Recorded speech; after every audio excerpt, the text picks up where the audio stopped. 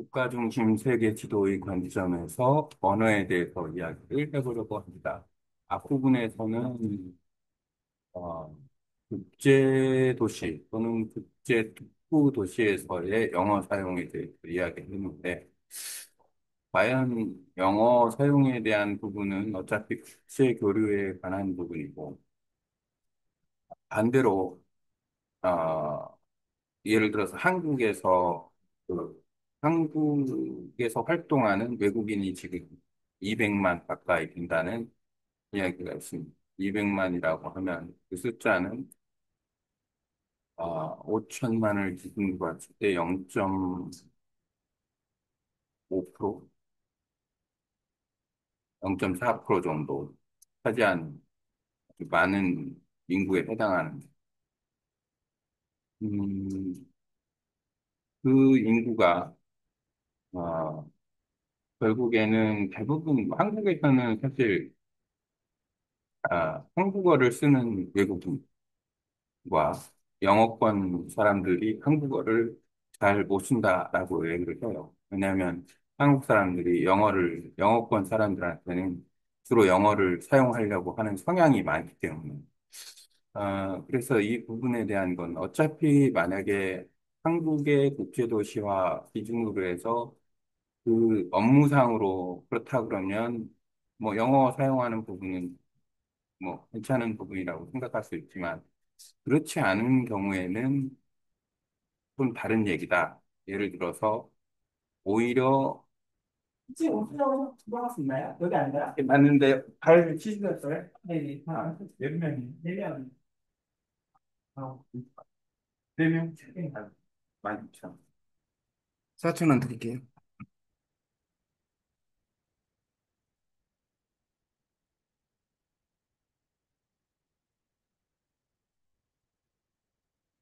올라가.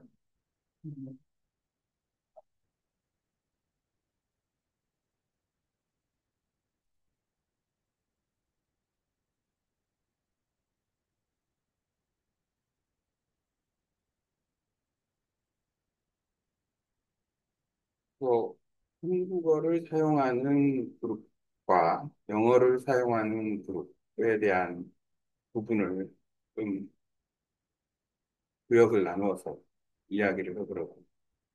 일단 영어는 앞부분에서 얘기했으니까 외국 사람이 한국어를 그냥 갈게요. 잘 먹었어. 좋았어. 오케이. 네. 외국 사람이 한국에 와서 한국어를 사용하는 경우, 예를 들어서 한국어만 가지고 그 외국 사람들이 어, 어떤 자기의 업무를 할 수 있는, 비즈니스를 할 수 있는 어, 번역이 만들어질 수 있다. 그러면은 어떨까? 그 이야기는 왜 이런 이야기를 하냐면, 보통 예를 들어서 우리가 실리콘밸리를 예를 든다 그러면 당연히 실리콘밸리에서는 영어를 사용을 하겠죠. 그러면은 세계의 많은 아주 유수한 스타들이 실리콘밸리에 가서 창업도 하고 취업도 하고 비즈니스를 하면서 어, 그 업무를 하게 돼요. 그 번역 내에서. 당연히 이제 가서 영어를 쓰는데, 영어를 쓰면서 활동하는 사람들의 분포도가 이제 다양한 거예요. 그러니까 오리지널 미국 사람이 있는, 뭐 예를 들어서 3대에 걸쳐서 있는 사람도 있고, 하지만 대부분은 아니더라도 적어도 상당수가 2세, 뭐 아니면 그 이민 2세라거나 아니면은 공부를 위해서 대학에 가고 그다음에 거기서 사업을 하면서 미국에 정착한 사람들, 그런 커뮤니티가 형성이 된 도시가 만들어진다. 중요한 것은 뭐냐면 실리콘밸리에서 활동하는 사람들이 영어를 쓴다라는 거죠. 그러면 반대로 예를 들어서 뭐 한국의 대전인데 대전에 대덕밸리가 있어요. 뭐 카이스트가 있고 거기서 정보통신 업무를 하고 그렇게 해서 세계적으로 네트워크를 발전시키고 AI 데이터 센터 만들고 그렇게 하는데 한국으로 외국 사람들이 일을 하러 와요. 근데 일을 하러 오는데 중요한 건 그 사람들이 영어를 쓰는 것도 아니고 그 나라 말을 쓰는 것도 아니고 한국어를 사용해요. 왜냐하면 그 한국의 권리가 형성이 되니까. 장기적인 측면에서 봤을 때는 국제 도시로서의 영어를 사용할 수 있는 뭐 싱가포르나 홍콩 같은 그런 도시를 개발하는 것도 중요하지만 실리콘밸리처럼 한국어를 사용하는 어차피 실리콘밸리가 영어를 사용하는 사람들이 뭉쳐 있으니까 뭐 대덕 특구밸리나 뭐 이런 어떤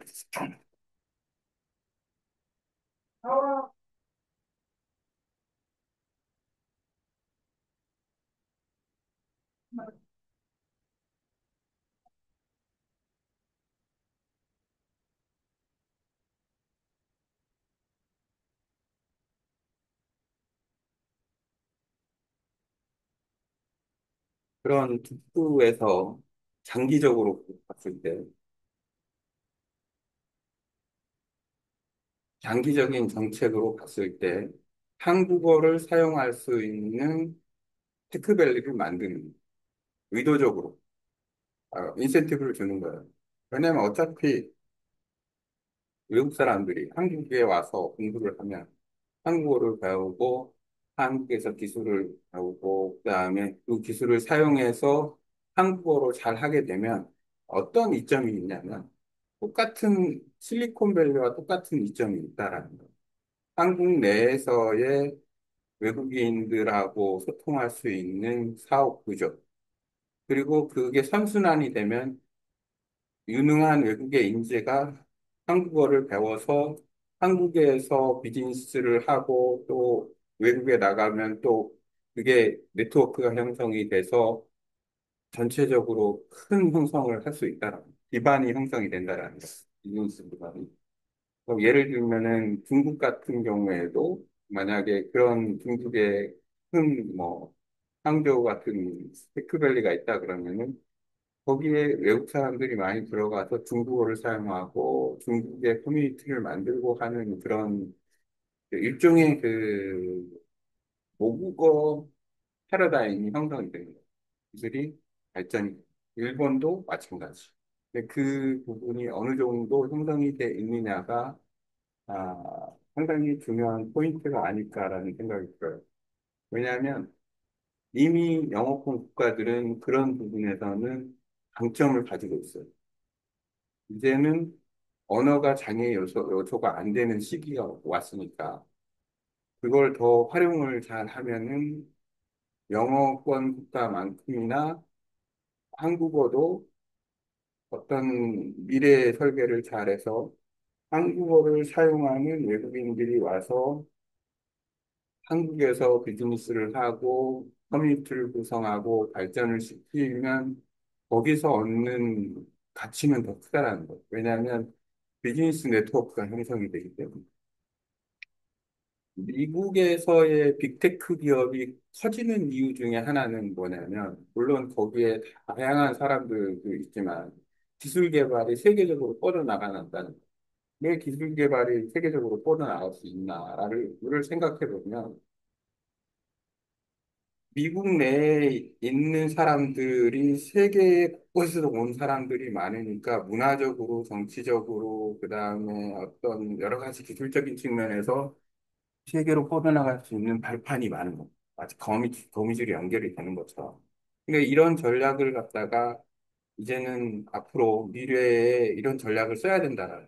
왜냐하면 한국 내에서도 한국어를 잘하는 기술을 가진 외국인들이 어떤 와서 단순히 그냥 근로나 노동을 제공하는 인력이 아니라 완전 기술자, 그 과학기술자들, 한국어를 잘할 수 있는 그런 사람들이 와서 여기서 한국이 어떤 국제적으로 어떤 일을 할 수 있는 베이직을 깔고 가면 그 사람들에 의한 네트워크가 형성이 된다라는 거예요.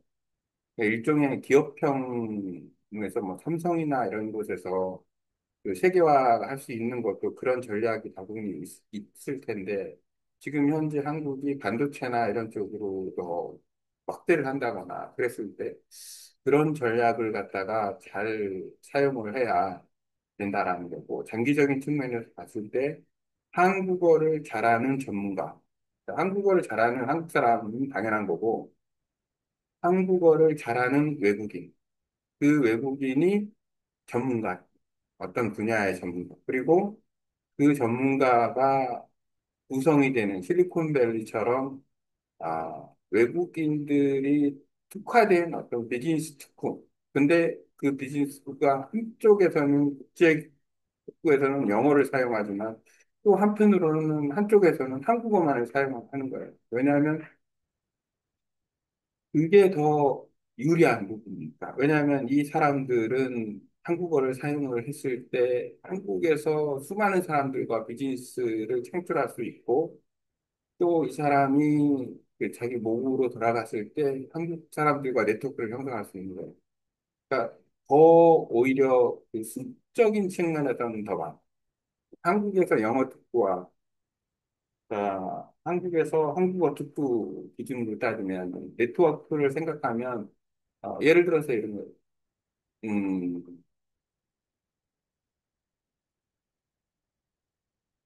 실리콘밸리에서 만약에 뭐 LA 한인타운에서 LA 한인타운에 만약에 20만 명이나 되는 한국 사람이 산다고 하는데 거기에 한인타운 특구가 있어요.